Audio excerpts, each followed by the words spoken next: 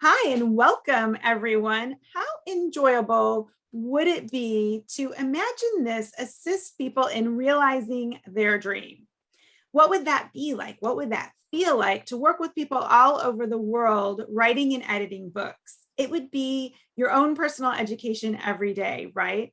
Well, that's what the Business of Life podcast is all about today. We are thrilled to talk about being an instrument of change and encouragement while sharing ideas and expertise. Sounds exciting, doesn't it? So, hi again, everyone. It's Debbie Lundberg, performance coach and remote work rockstar author, and the founder and CEO of Presenting Powerfully. Barb Zant here, media sales leader and founder of the lifestyle brand and blog, The Stay at Work Mom. So this topic today, it has me thinking, and of course, very, very interesting. Who is our leader today? Yes, Barb. So you're right. It's very interesting to get to have our guest today. She is someone who believes that we all have a story to tell and even have a story to write.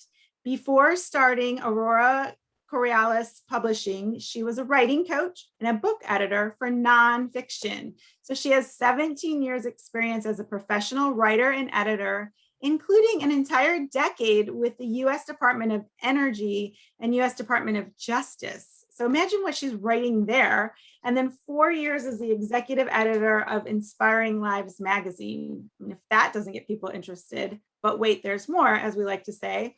Our guest has also written 7 fiction books and contributed to 2 nonfiction anthologies, which helped her see the struggles that new authors go through as a story develops and goes into publishing, especially when they're trying to run their own brand full time. So guess what? She figured out the solution. She holds a master's and a bachelor's in English literature and a random bachelor's in biology. We just have to throw that in there. So if we have a science question, we can bake that in.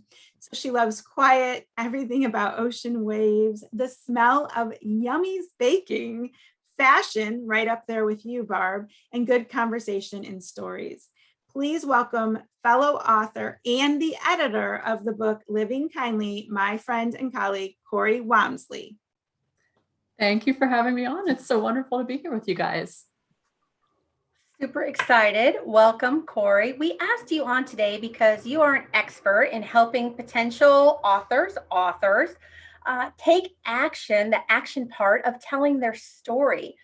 The reason it's important for our listeners is because so many of us have a dream or a goal to write a book, and we could benefit from the tips that you tell us, and go ahead and take action on that. Glad you are here. If you could tell us in 10 words or less, why you wanted to be on our show specifically. Yeah, I've listened to several episodes and I was just excited to share my story and my wisdom as well. We're excited to have you. All right. Well, story and wisdom, we're all about both of those, Cori. So thank you, Barb and Cori. We are moving on to what our listeners know, and Cori, thanks for being a listener, as our podcast 4. Those 4 questions we ask each and every guest who's kind enough to spend time with us. Are you ready? Yes. All right.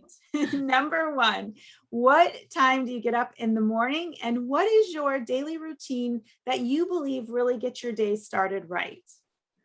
Yeah, so I have kind of an unusual answer for this one because I still have little ones at home. My daughters are 6 and 8, and the 6-year-old has been an early riser since she arrived.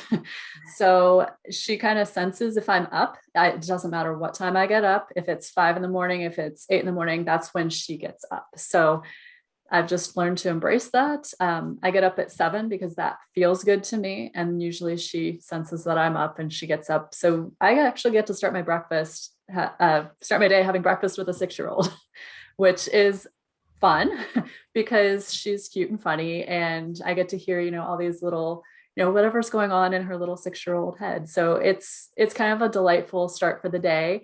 And I get to share a little bit with her just one-on-one. So that's always nice.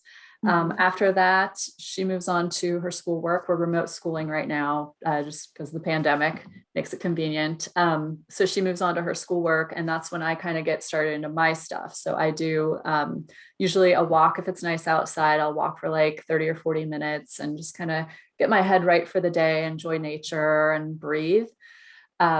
If it's not nice outside, I'll do yoga, or I'll hop on the elliptical and just, work through whatever it is that I'm thinking about. Sometimes I journal a little bit, get on and do something conversational on Facebook, kind of present, what I'm thinking about for the day. And that's really how I start my day every morning, is just, trying to do what feels good and what feels right for me, and kind of get my head in the game. Right. And what a wonderful flow that is. So Cori, what's something then, other than this great experience of your morning routine that you have with your daughter and getting in some exercise and moving through that start of your day, what's something else that you believe if other people were to do it, it would give them that extra oomph to get them moving in a positive direction as well? Yeah. So whenever I feel like I'm in a funk or I'm getting kind of caught up in things, just stepping back and bringing it back to joy and love. My word for the year has been joy. So it's like, I want to make sure that I have things in my life that bring me joy. I want to make sure that if something's not bringing me joy, I figure out why, how to fix it, or, ditch it if I need to.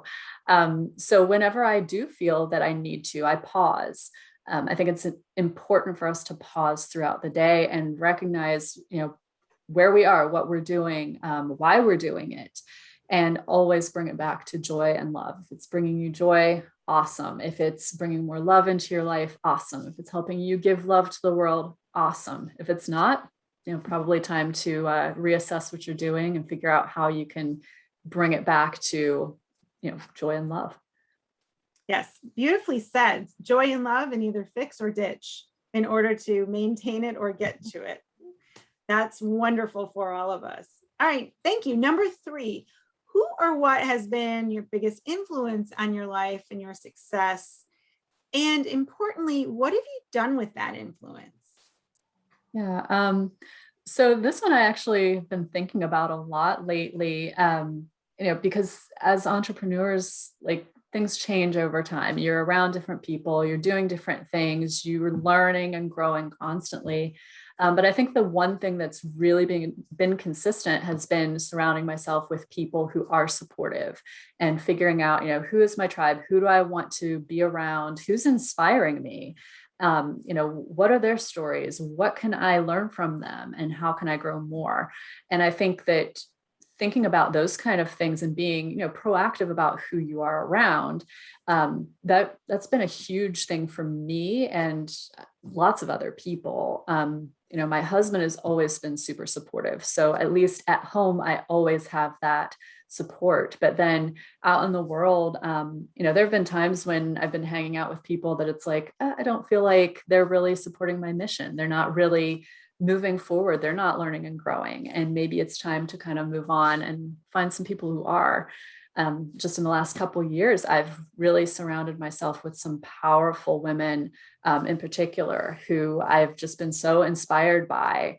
And I love that, like, I can share things and they share things, and we're spreading the word and we're connecting with each other and building collaborations too.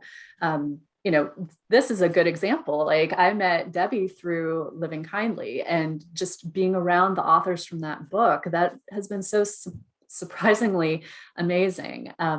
If you're part of a collaboration like that, it's wonderful to work with other people from that collaboration and grow together.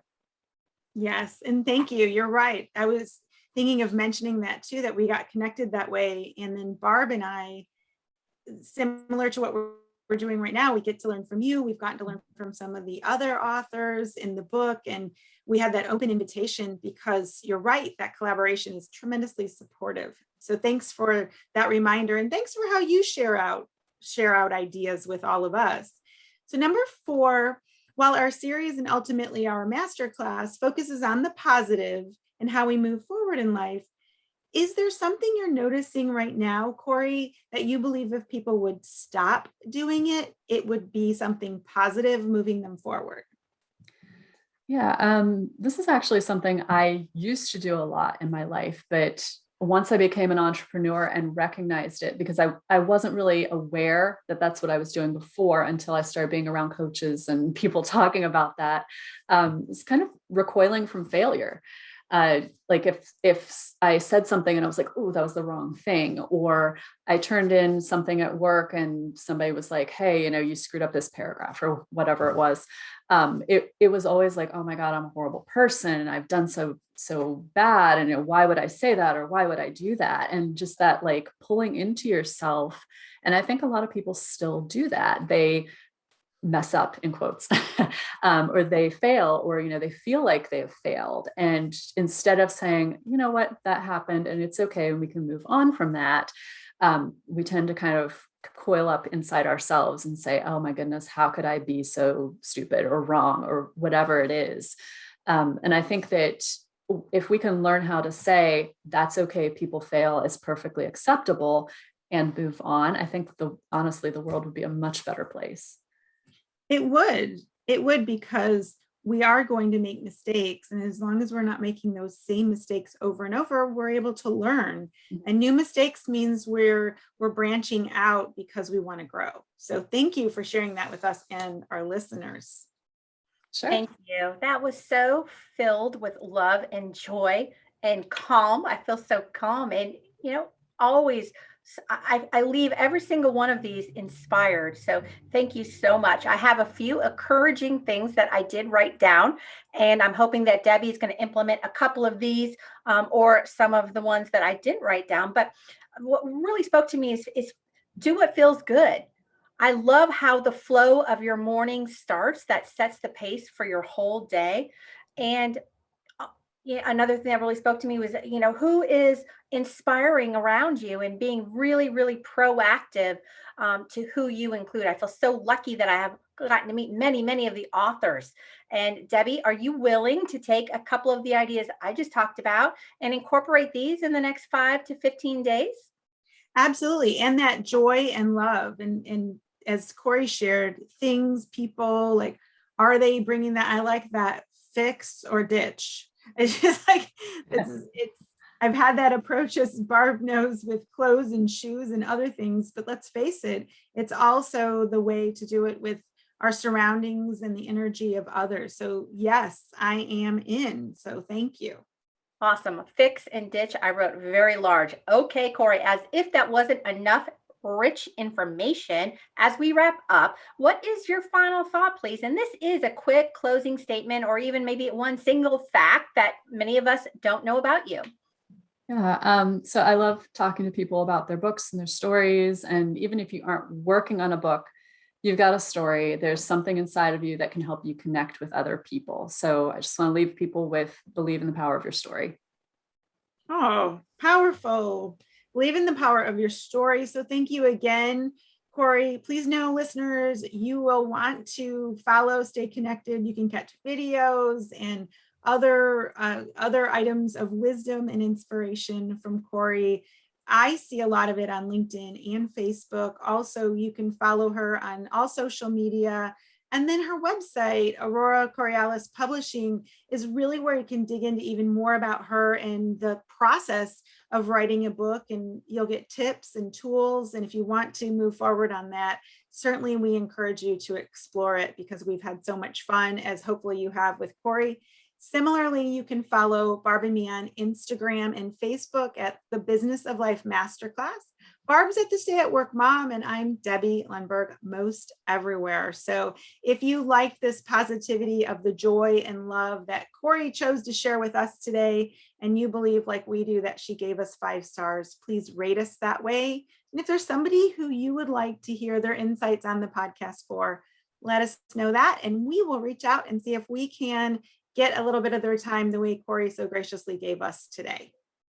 So stay tuned for our follow-through episode in 5 to 15 days about what Debbie and I did to implement the tips that we learned from you, Cori. Thanks for joining us today on the Business of Life podcast, Masterclass podcast, the podcast for successful people embracing every chance to accomplish all we can. Listen, choose, do. Thank you. Thank you.